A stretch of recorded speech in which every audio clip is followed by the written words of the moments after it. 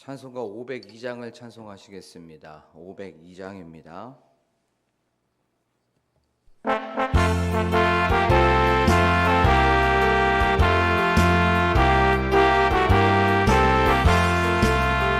빛의 사자들이여 어서 가서 어둠을 물리치고 주의 진리 모르는 백성에게 복음의 빛 비춰라. 빛의 사자들이여 복음의 빛 비춰라. 죄로워진 밤 밝게 비춰라. 빛의 사자들이여 선한 사역 위하여 힘을 내라. 주 함께 하시겠네. 주의 크신 사랑을 전파하며 복음의 빛 비춰라. 빛의 사자들이여 복음의 빛 비춰라. 죄로워둔 밤 밝게 비춰라. 빛의 사자들이여 주님 부탁하신 말 순종하여 이 진리 전파하라. 산을 넘고 물 건너 힘을 다해 복음의 빛 비춰라. 빛의 사자들이여 복음의 빛 비춰라. 죄로워는 밤 밝게 비춰라.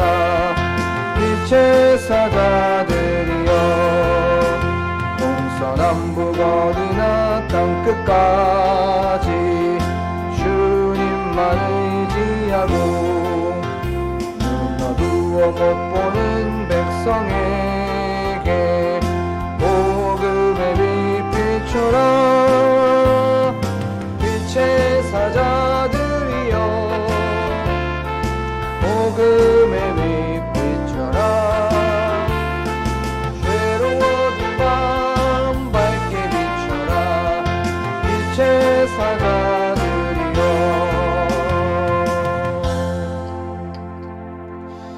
우리 다 함께 기도하기를 원합니다. 우리가 기도할 때에 우리의 정체성을 다시 한번 확인했으면 좋겠습니다. 우리가 누구인지, 또 그것을 통해서 어떤 일을 해야 되는지, 우리의 사명, 우리의 임무, 우리의 의무를 다시 한번 확인하면서 다 함께 기도하는 시간을 갖도록 하겠습니다. 기도하겠습니다. 참 좋으신 하나님, 이렇게 저희들 다시 한번 사명자로서 불러주시고 다시 한번 우리 정체성을 확인하게 하여 주심에 감사합니다.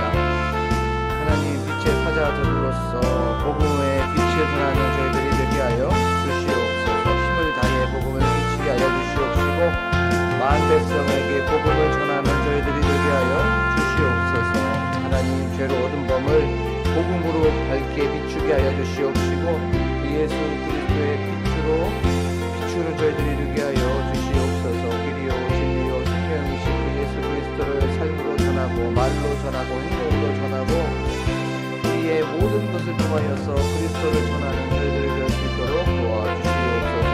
하나님, 그리하여 또 눈 어두워서 예수 그리스도를 보지 못하는 그들에게 하나님, 우리가 예수 그리스도를 전하고 복음을 전하는 저희들이 될 수 있도록 하나님 아버지 도와주시옵소서. 하나님 기대합니다. 하나님 도와주시옵소서. 고마우신 하나님, 오늘도 이렇게 저희들 예배로 불러주시고 이렇게 새벽 예배를 통하여서 하나님을 또한 만나게 하여 주심에 감사를 드립니다. 지금 이 시간 하나님께서 주시는 그 세미한 음성, 놀라우신 음성을 듣고자 나왔사오니 저희에게 말씀하여 주시옵소서. 저희들 기도의 제목들이 다 응답받게 하여 주시옵시고 주님께서 주시는 그 여호와 샬롬께서 주시는 평강의 평강으로 옷을 입는 이 시간이 되게 하여 주심을 믿습니다. 성령 하나님 또한 저희들에게 말씀하여 주시옵소서. 귀를 열어주시고 생각도 열어주시고 마음도 열어주시고 우리의 모든 것들이 열려지는 이 시간이 되게 하여 주시옵소서. 말씀이 마음판에 떨어질 때에 그 말씀을 아멘으로 화답하게 하시고 또한 그 말씀에 순종하겠노라고 다짐하고 결단하는 이 시간이 되게 하여 주시옵소서. 감사드리며 예수 그리스도의 이름으로 기도드립니다. 아멘. 오늘 이 새벽에 저희가 나눌 말씀은 룻기 말씀입니다. 룻기 3장 7절에서부터 9절의 말씀입니다. 룻기 3장 7절에서부터 9절입니다.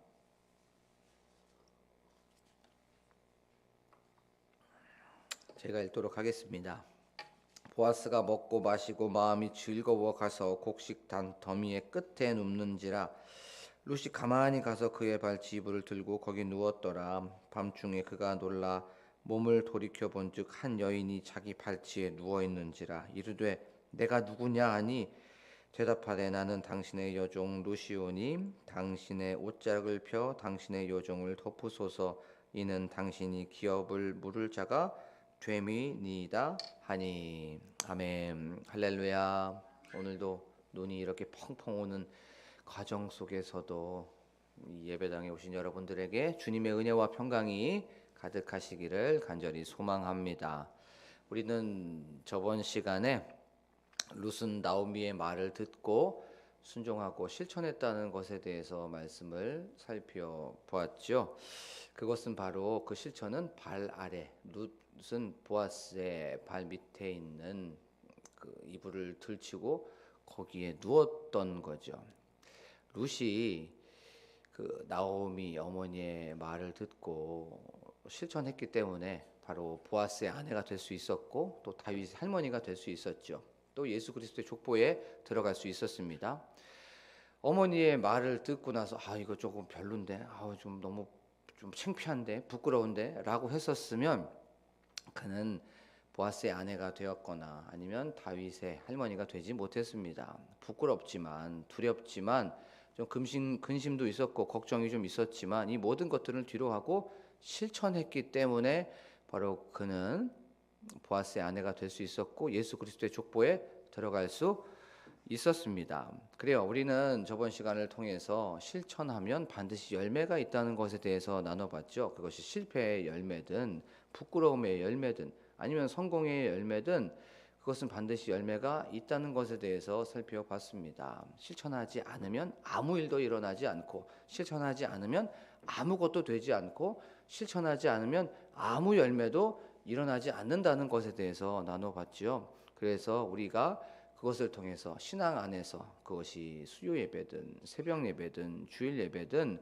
목장 예배든 이것을 통해서 셀 예배든 끊임없이 우리는 무엇인가를 계획하고 실천해야 된다. 그것을 조그만 거에서부터 차근차근 천천히 하면서 성취감을 맛보자라는 것에 대해서 우리가 말씀을 살펴봤습니다. 그리고 일반적인 것에서도 우리가 한번 실천해 보자고 했죠. 그것이 가정에서든 직장에서든 교회에서든 우리의 삶 속에서 조그만 것부터 실천하면서 거기에서부터 우리가 좀 열매를 경험하고 거기에서 우리가 보람을 느끼자라는 것에 대해서 말씀을 나눠봤습니다.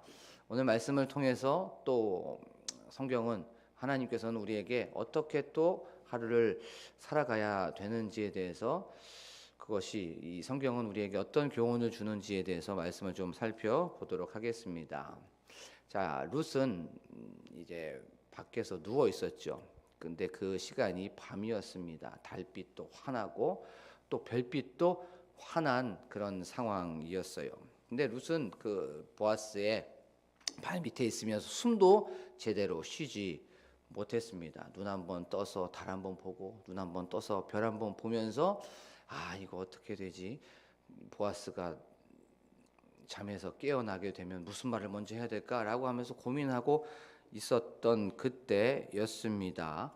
보아스가 이제 몸을 뒤척이다가 이상함을 좀 느꼈습니다. 우리 그런 느낌 많이 하죠. 뭔가 좀 쎄한데? 라고 하는 그런 느낌이 있죠. 보아스도 똑같았습니다. 몸을 이렇게 뒤척이고 있다가 아마도 그럼 한기 때문에 추웠을 거예요. 이불을 다시 한번 덮으려고 하는 그때에 발 쪽에서 뭔가 이상함을 감지를 하게 된 거예요. 밖에서 자고 있었기 때문에 이 발에서 느껴지는 게 뭐지? 동물인가?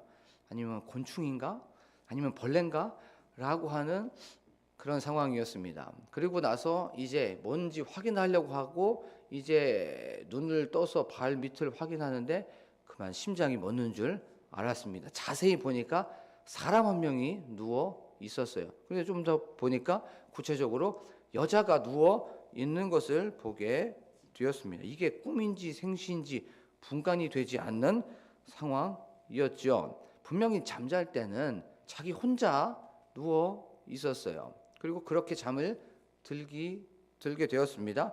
그런데 분명히 잠잘 때는 혼자였는데 이제 눈 떠보니까 한 여자가 눈을 뜨고 있는 거예요.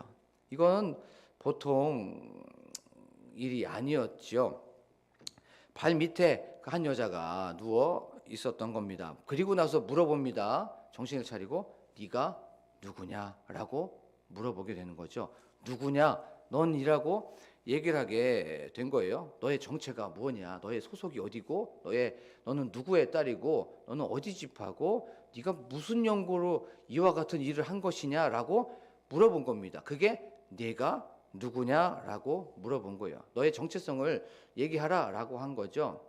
말씀을 준비를 하면서 요 문장, 이 말씀에 굉장히 꽂히게 되었습니다. 정체성을 물어봤던 이 문장. 하나님께서 저에게 똑같이 물어보진 않았을까? 똑같이 말씀하는 건 아닐까라고 생각이 들었습니다. 말씀을 준비하면서 네가 누구냐? 너는 누구니? 라고 하는 그 말에 나는 목사인데, 나는 가정의 아버지인데, 나는 가정의 자녀인데 그 정체성으로 그렇게 살아가고 있는지에 대해서 말씀이 계속 저에게 질문하는 것 같았어요. 네가 누구냐? 너는 그 정체성으로 잘 살아가고 있느냐? 너는 누구냐? 라고 하면서 끊임없이 저에게 질문하는 것을 알게 되었어요. 저희가 교회에서 담임 목사님과 또 다른 부목사님과 또 사역자들은 화요일과 금요일에 아침에 회의를 하게 됩니다. 그 회의를 하면서 교역자로서, 사명자로서, 사역자로서 우리의 임무를 다시 한번 생각해 보게 됩니다. 우리가 어떤 일을 해야 되는 사람이고 또 우리는 어떤 존재인지 우리의 정체성을 확인하는 시간이 화요일과 금요일이요. 제가 전도사 시절에 교회 탐방을 하게 되었어요. 예, 교회 탐방을 하게 되었는데 한 교회를 가게 되었습니다. 그리 크지 않은 교회였어요. 그런데 참 재미있는 그런 광경을 목격을 하게 되었어요. 그것이 무엇이었냐면 그날도 화요일이었던 걸로 기억이 나요. 화요일 날에 이제 목양실이 있었고 사무실이 있었습니다. 목양실에서는 이제 담임 목사님이 계셨고 사무실에서는 간사님 한 분하고 또 일하시는 거기서 이제 사역하시는 목사님 한 분하고 전도사님 한 분이 계셨어요. 근데 목양실에서 갑자기 나는 목사다! 라고 하는 담임 목사님이 먼저 이런 외침이 있었습니다. 그리고 두 옆에 이제 사무실에서는 또 옆에서 이제 부목사님이 한 분 계셨습니다. 나도 목사다! 라고 하면서 그런 외침이 들었습니다. 그리고 또 옆에서 전도사님이 한 분 계셨어요. 그 전도사님은 나도 전도사다! 라고 하면서 그런 외침을 하게 되었습니다. 또 옆에서 한 간사님은 나는 간사다! 라고 하는 그런 외침을 하고 이 하루의 사역을 시작하는 것을 보게 되었습니다. 그것을 통해서 그들은 무엇을 말했던 것일까요? 나는 어떤 정체성을 가지고 있는 사람인지, 나는 목사로서, 나는 전도사로서, 나는 간사로서 어떤 존재로서 어떻게 살아가야 되는 정체성을 다시 한번 알게 된 거죠. 보아스가 룻에게 말했던 그 질문, 네가 누구냐? 너는 누구니? 너는 누구야? 라고 했던 그 질문, 오늘 똑같이 성경은 여러분들에게 말씀합니다. 여러분들은 누구입니까? 여러분들은 어떤 사람입니까? 나는 물론 아버지일 수도 있고 할아버지일 수도 있고 어머니일 수도 있고 할머니일 수도 있어요. 우리는 어떤 분들은 장로님이고 어떤 분들은 권사님이고 어떤 분들은 성도님입니다. 집사님입니다. 그것을 통해서 다시 한번 이 새벽에 나는 누구지? 나는 어떻게 오늘을 살아가야 되지? 라고 하면서 자신의 정체성을 다시 한번 깨닫고 그 정체성대로 살아가는 저와 여러분이 되기를 간절히 축복합니다. 자, 오늘 첫 번째 메시지는 나는 누구인가를 다시 한번 생각해 보는 거예요. 자, 두 번째, 이제 보아스가 얘기를 하게 됩니다. 네가 누구냐라고 하는 그 룻에게 했던 질문을 통해서 룻은 뭐라고 얘기합니까? 자기는 나오미의 며느리도 아니면 모압 여인도 라고 그렇게 얘기하지 않았어요. 뭐라고 얘기하죠? 나는 당신의 여종입니다 라고 얘기하고 있어요. 나오미의 며느리라고 얘기하지 않았어요. 모압 여인이라고 얘기하지 않고 나는 당신의 여종입니다 라고 성경은 말씀하고 있는 것을 보게 됩니다. 당신은 나의 마스터입니다 라고 하는 게 전제가 되어 있어요. 그렇죠? 나는 여종이라고 하는 건 당신은 나의 주인입니다 라고 하면서 높여주고 세워주고 인정해주고 있는 것을 우리는 놓치고 있으면 안 됩니다. 여종도 중요하지만 이 여종을 통해서 당신은 나의 마스터고 사장이고 오너고 끊임없이 높여주고 있는 것을 보게 됩니다. 그러면 우리가 보아스의 그러면 그 당시의 심리 상태를 한번 우리가 유추해 볼 수가 있죠. 그 당시에 보아스 좀 놀란 상태였습니다. 그렇죠? 좀 멘탈이 조금 흔들리고 있는 상황이었습니다. 또 어떻게 보면 어이가 없는 상황이었죠. 혼자 잠에 들고 있는 그런 상황 속에서 외간 여자가 함께 침상에 들어가 있는 상황이었던 거예요. 좀 기가 찰 수도 있었고 또 어떻게 보면 화가 날 수도 있는 상황이었어요. 지금 이 여자가 지금 뭐 하는 건가?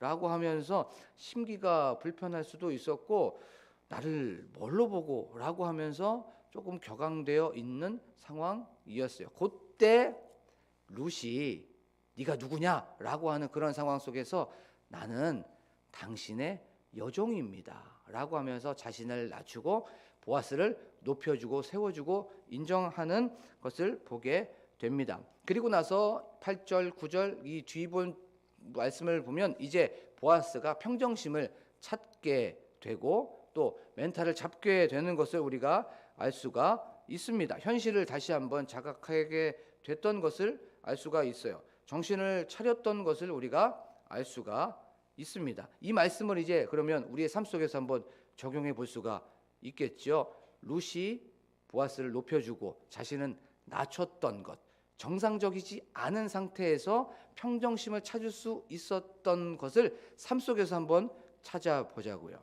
우리가 삶 속에서 우리의 자세, 우리의 어떤 태도, 우리의 말 아니면 대화를 통해서 어떤 사람을 기분 좋게도 할 수 있겠지만 그 사람을 화가 나게 할 수도 있습니다. 심기가 불편하게 만들 수도 있어요. 또 그것 때문에 어떤 사람이 막 분노할 수도 있고 또 멘탈이 막 나갈 수도 있습니다. 이런 상황 속에서 막 어떤 사람은 기가 찰 수도 있고 어이가 없을 수도 있어요.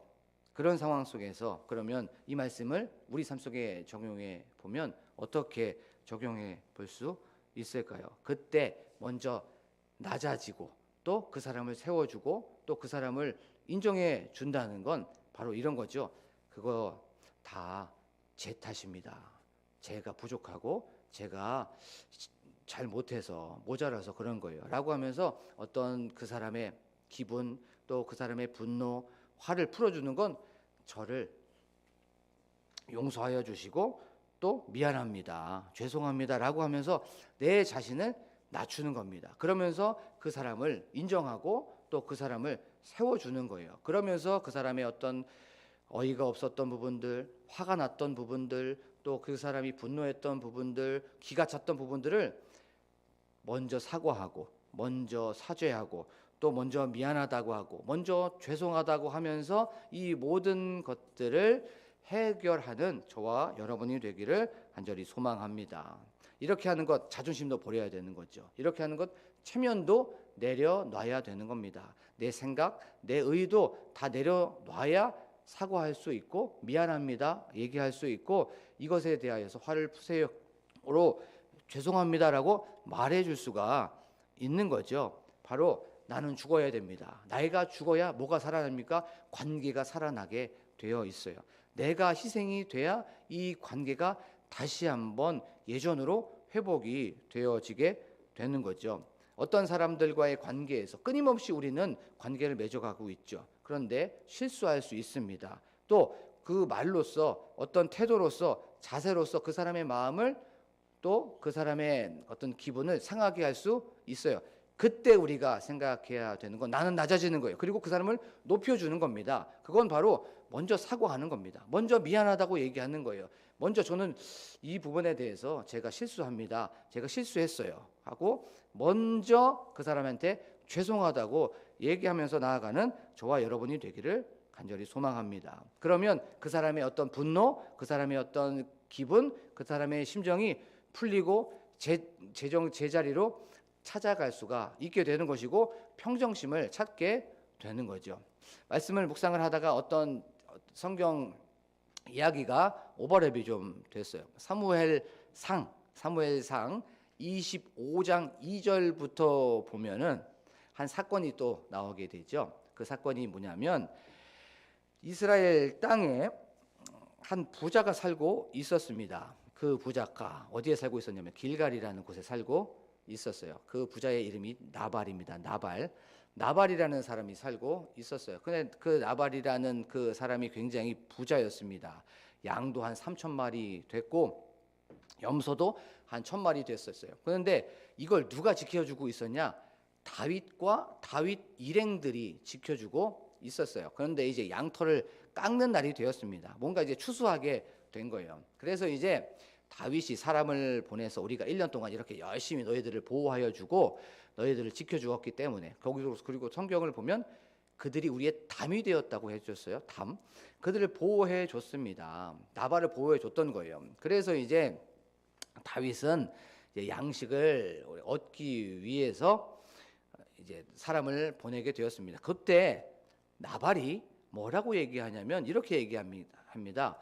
요즘에 주인에게서 도망쳤던 종놈들이 많은 것 같은데 라고 하면서 다윗을 굉장히 무시하게 됩니다. 1년 동안 열심히 자기를 지켜주었고 자기의 재산을 보호해 줬는 그 다윗을 무시하고 폄하하게 됐던 거죠. 그리고 나서 다윗이 누구냐라고 얘기하게 됩니다. 그리고 또 이렇게 얘기하면 내가 알지 못하는 자들에게 떡과 고기를 줘야 되겠느냐라고 하면서 얘기하게 되죠. 다윗은 너무나도 화가 많이 났습니다. 그래서 자기와 함께 있었던 그 400명을 데리고 다 그들에게 칼을 차게 하였습니다. 그리고 200명은 가지고 있었던 자기가 이제 다윗과 함께 있었던 어떤 물품이 있었겠죠. 그것을 지키고 있으라고 얘기했어요. 이제 칼을 차고 나발을 향해서 갑니다. 그러면서 뭐라고 얘기하냐면 내가 나발에게 속한 남자들을 아침까지 남겨두었다면 하나님께서 나에게 벌 위에 벌을 내리기를 원한다라고 하면서 각오와 다짐을 하면서 이제 갔던 거예요. 근데 그 소식을 듣고 나발의 아내가 한 명 있었죠. 나발의 아내가 누구였습니까? 아비가일이라고 하는 그 여인이었어요. 그 아비가일이 다윗의 화를 풀기 위해서 어떤 일을 하게 되냐면 떡 200덩이를 준비하게 됩니다. 그리고 나서 포도주 두 가죽 부대를 준비하게 되고 양 5마리를 잡아서 요리를 하게 되었어요. 그리고 나서 볶은 곡식, 건포도, 무화과 뭉치를 가지고 이제 다윗을 만나러 가는 거예요. 그 물품을 먼저 보내고 자기는 그 뒤에 이제 쫓아가게 되는 거죠. 그리고 나서 이제 그 너무나도 화가 나 있는 다윗, 살기에 등등한 이 다윗, 내가 나발을 죽이고 그 나발에게 속한 모든 가족들을 다 죽이려고 하는 분노에 차 있는 그 다윗을 만나게 됩니다. 만나자마자 뭐라고 하냐면 바로 엎드리면서 자기를 몸을 낮추게 되죠. 자기를 끊임없이 낮추면서 뭐라고 얘기하면 여종이라고 얘기를 하게 됩니다. 사무엘상 25장 22절부터 한번 제가 그것을 읽어 드릴게요. 몇 번을이나 다윗을 주라고 얘기하는지 무려 29번이나 끊임없이 내 주여 내 주여 내 주여 내 주여 하면서 다윗의 화를 풀어주고 있는 것을 우리는 알 수가 있습니다. 제가 읽어보겠습니다.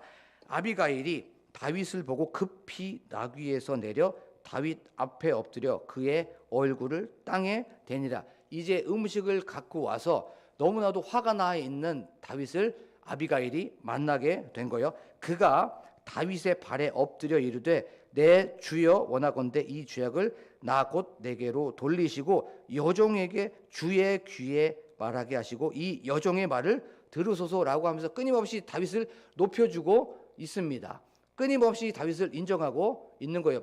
화를 풀어주고 있는 겁니다. 원하옵나니 내 주는 이 불량한 사람 나발을 개의치 마옵소서. 그의 이름이 그에게 적당하니 그의 이름이 나발이라. 그는 미련한 자니이다 라고 하면서 나발은 욕먹어도 싸고 나발은 그렇게 부족한 사람입니다 라고 하면서 얘기해주고 있습니다. 그리고 여종은 하면서 또 자기를 낮추고 있습니다. 여종은 내 주께서 보내신 소녀들을 보지 못하였나이다. 내 주여 여호와께서 살아계심을 두고 맹세하노니 내 주도 살아계시거니와 내 주의 손으로 피를 흘려 친히 보복하신 이를 여호와께서 막으셨으니 내 주의 원수들과 내 주를 해하려 하는 자들은 나발과 같이 되기를 원하나이다. 여종이 내 주께 가져온 이 예물을 내 주를 따르는 이 소년들에게 주게 하시고 주의 여종의 허물을 용서하여 주옵소서라고 하면서 끊임없이 얘기해주고 있어요. 몇 번이나 29번이나 끊임없이 다윗을 내 주여 내 주여 내 주여 저는 여종입니다. 나발 저 사람 욕먹어도 싼 사람입니다 라고 하면서 다윗의 분노, 다윗의 살기, 다윗의 그 경황된 마음을 끊임없이 누구려트려 주고 있는 것을 보게 됩니다. 이렇게 얘기하고 나자 다윗의 분노가 사그라들게 됩니다. 다윗의 화가 진정되고 있음을 보게 되죠. 제정신을 찾고 평정심을 찾게 되는 것을 우리가 알 수가 있습니다. 우리가 삶 속에서 실수할 수도 있고 삶 속에서 허물이 드러날 수도 있습니다. 나의 자세, 나의 태도, 나의 어떤 부분을 통해서 그 사람을 화가 나게 할 수 있어요. 그러면 우리가 해야 되는 건 바로 그 사람을 높여주면서 잘못했습니다. 미안합니다. 죄송합니다. 사과합니다. 라고 하면서 자신의 그 잘못을 끊임없이 먼저 고백하는 저와 여러분이 되기를 간절히 소망합니다. 그것이 어디에서부터 일어나야 됩니까? 가족에서부터, 직장에서부터, 우리가 있는 이 교회 안에서부터 바로 이런 삶을 살아가는 저와 여러분이 되기를 간절히 축복합니다.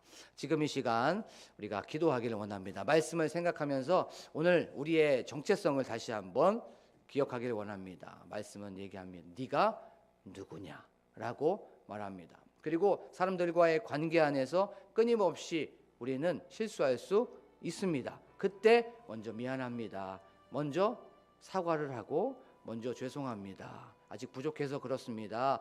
라고 하면서 그 분노와 그 사람의 기분, 그 사람의 격앙된 부분들을 내려놓기를 원합니다. 하지만 나의 자존심, 나의 체면이 있죠. 이 모든 것들 내려놓습니다. 십자가에 못 박습니다. 이것을 통해서 관계를 회복하는 저희들이 되게 하여 주시옵소서라고 말씀을 통해서 기도하기를 원합니다. 또한 교회의 부흥을 위하여서 교회 건축을 위하여 특별히 기도하기를 원합니다. 또한 이 교회를 앞서 인도해 가시는 우리 담임 목사님과 사모님과 그 가정을 위하여서 또한 다음 세대의 부흥을 위하여서 셀의 부흥과 셀 리더를 위하여서 나라와 민족을 위하여서 교회의 환우들을 위하여서 또한 각자의 기도 제목을 놓고 간절하게 주여 한번 부르고 기도합니다. 주여